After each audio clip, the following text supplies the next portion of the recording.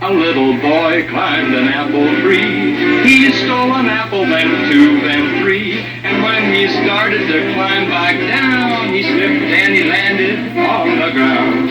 Up jumped the devil, up jumped the devil, and every time he turned around, up jumped the devil in my white nightgown. Good afternoon, America and the rest of the world. Xander J. Hobson here, stand-up comedian and entertainer, director and producer of boxing documentaries, and internet troll. To those who need internet trolling, this is another episode of The Devil's Advocate, brought to you by the Brilliant Artist Movement. Folks, I'm trying to grow the platform here, so please subscribe, like, share, says my sister, Vicky Dillard.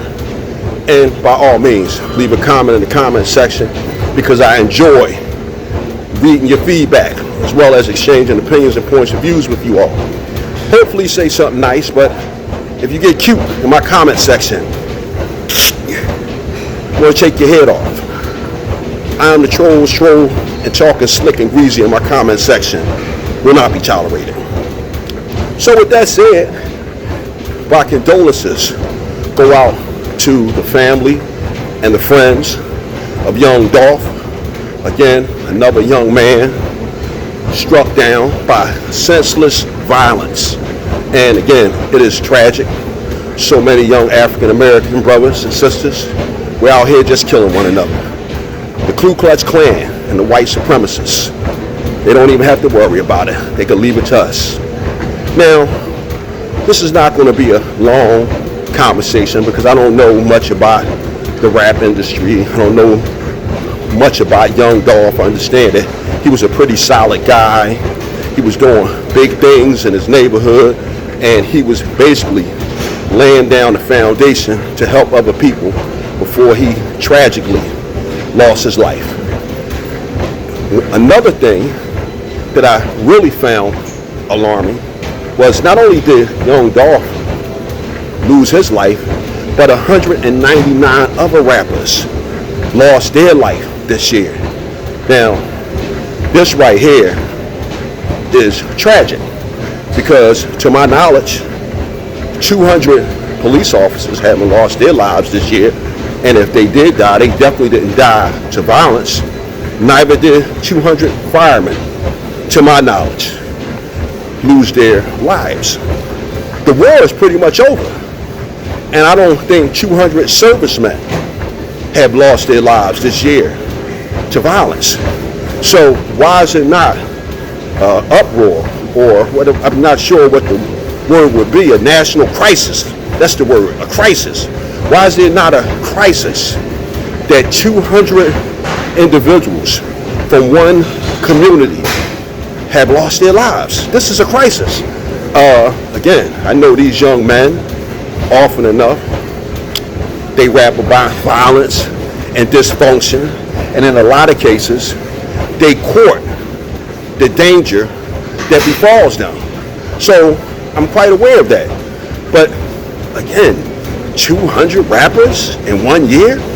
Again, I don't think there's 200 of anyone from any particular community or vocation or profession who has lost their lives. I don't know if 200 construction workers have lost their life this year, or 200 doctors, or 200 nurses. Wow, really? I mean, if 200 football players, or 200 NBA players, or 200 NFL players, or 200 ballerinas, or 200 tennis players lost their lives, this would be a crisis. A task force would be formed, because we would think that a serial killer is on the loose, killing firemen, soldiers, nurses, doctors, football players. You get my drift. This is a crisis. How is this happening, and why is this happening? Something to think about. Now, I want to throw a supposition out there. I'm not saying that it's true. It's just something that I've been thinking about and something that I've been hearing. Now, before I journey down this path, let me lay the premise out. I'm born in 1968 Philadelphia, grew up in the 70s and the 80s. And we had a thriving community. We had a lot of Jewish merchants in our neighborhood. And as the neighborhood started changing for the worse, a lot of these Jewish merchants started getting out. They started selling. But there was also a series of unexplained fires that the elder African Americans in my community described as Jewish lightning. Now, the first time I heard the term, I said, well, what is Jewish lightning?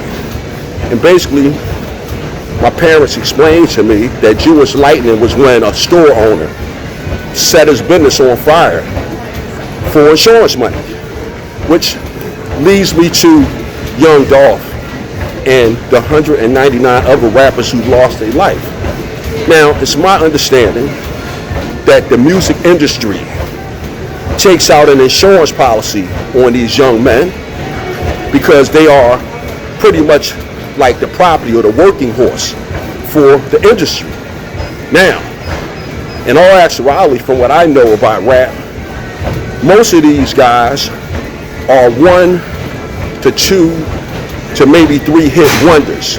And then after that, they pretty much fade out. So, I'm saying that to say this. Is music industry lightning striking these young rappers? Are executives in the music industry dispatching contract killers out to kill these young fellas off for the insurance money? Something to think about. I don't feel the need to spend a whole lot of time on this because, again, I don't know much about young Dolph.